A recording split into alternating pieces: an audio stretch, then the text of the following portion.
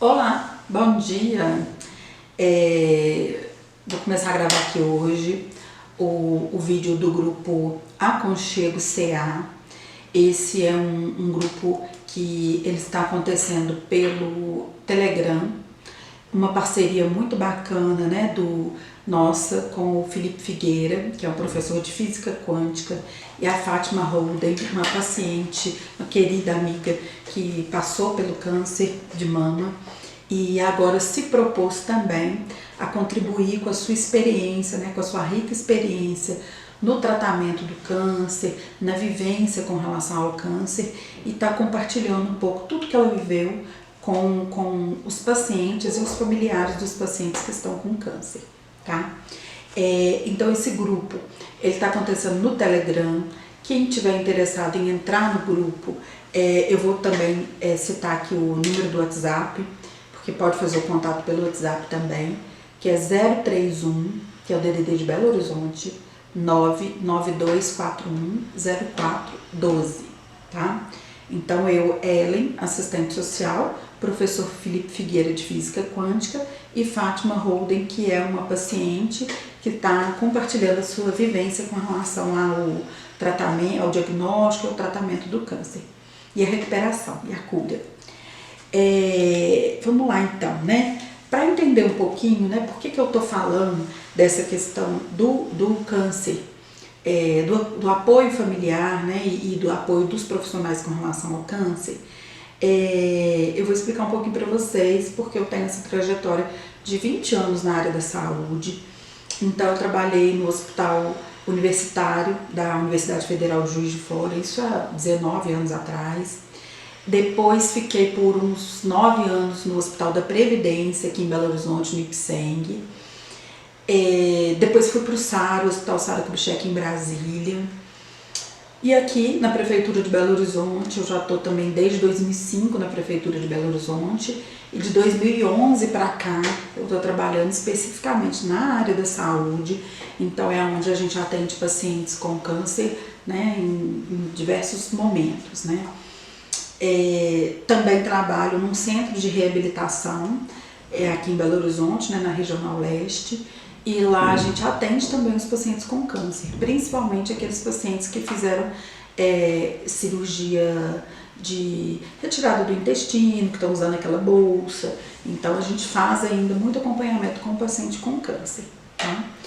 Esse grupo Aconchego CA, ele tem o objetivo de quê, gente?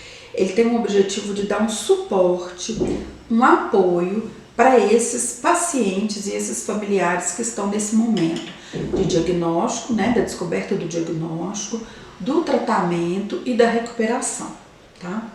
Então, esse grupo, são muitas pessoas que estão vinculadas a nós no grupo, no WhatsApp, no Telegram, mas esse grupo, ele não se propõe a substituir nenhum tratamento, né? Então as pessoas, elas estão vinculadas aos seus hospitais, aos seus médicos, à sua equipe de apoio, e nós aqui, né, eu enquanto profissional da área da saúde, professor o Felipe da área da física quântica e a paciente, a Fátima, a gente está aqui para dar um suporte, né? Então a gente vai dar um suporte porque a gente sabe o quanto é difícil esses momentos vivenciados por pacientes e por familiares, tá?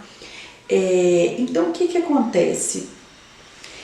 Hoje eu separei aqui para a gente conversar um pouquinho sobre a questão da importância da família nesse processo, né? A gente sabe que a gente na área da saúde, a gente atua baseado na legislação mesmo, né? A Lei 8.080, que define que a saúde é um direito do paciente, né, e um dever do Estado.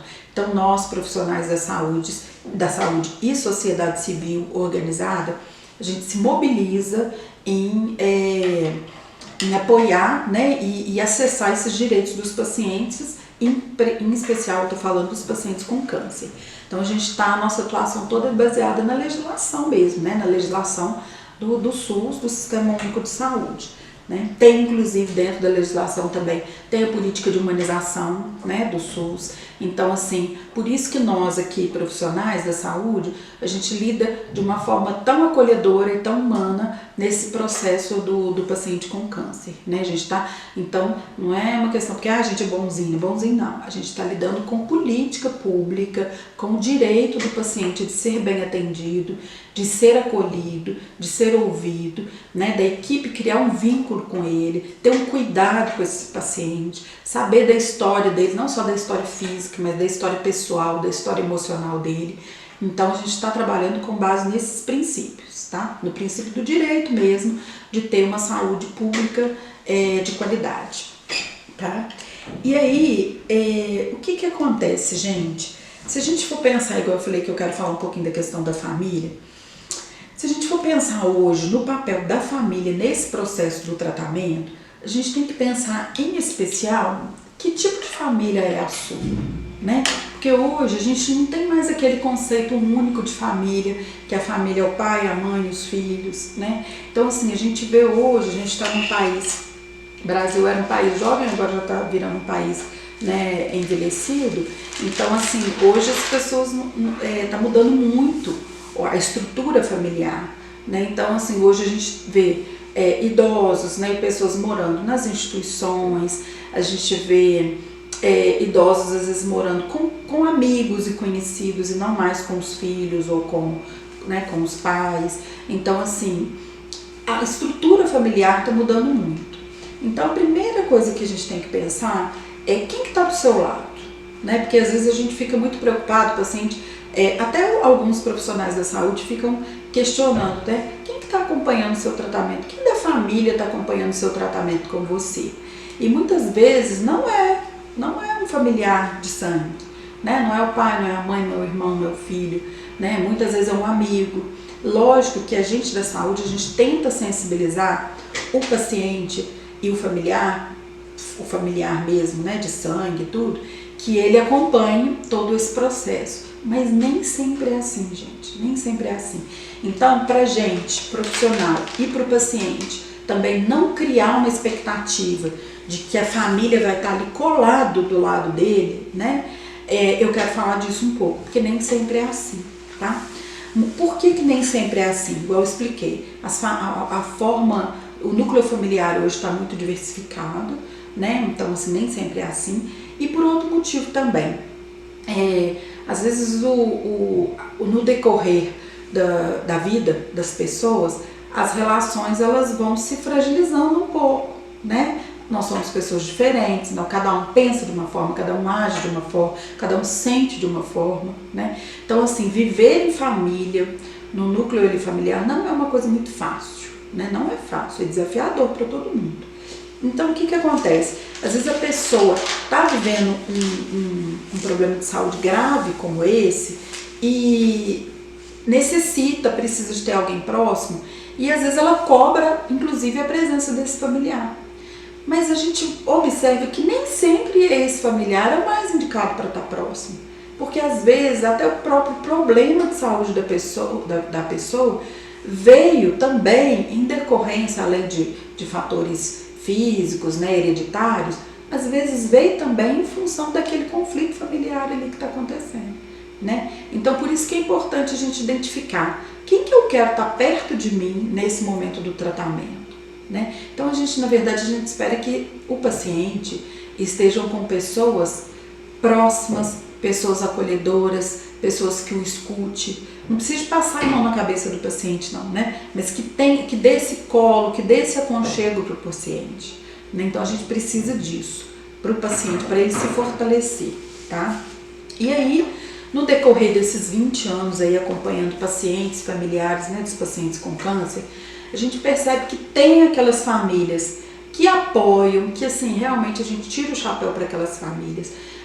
Até lá na prefeitura, no centro de reabilitação onde eu trabalho, a gente faz um grupo, né, para os pacientes que são ostomizados, né, que estão usando aquela bolsinha, e a gente tem ali famílias que vão em todas as reuniões com o paciente. Então, às vezes tem dia que vai a esposa, tem dia que tem 3 filhos que acompanham, cada dia vai um, tudo. Então, você vê assim que é uma família extremamente presente e participativa nesse processo do tratamento. Faz toda a diferença? Faz. Mas, por exemplo, já aconteceu nesse mesmo núcleo familiar, uma filha que às vezes não está dando conta de passar por aquele momento, né, do sofrimento, de ver o paciente sofrendo, essa filha às vezes em algum momento ela até fragilizava o paciente, porque ela não sabia como se posicionar, né, diante da dor, do sofrimento daquele familiar, e às vezes ela até fragilizava o paciente. Então, ao invés de empoderar o paciente, de fortalecer o paciente, ela estava até fragilizando o paciente. E aí, nesse momento, o que a gente, enquanto equipe, a gente faz? A gente acolhe também o familiar, né? Porque ele também precisa de ser acolhido.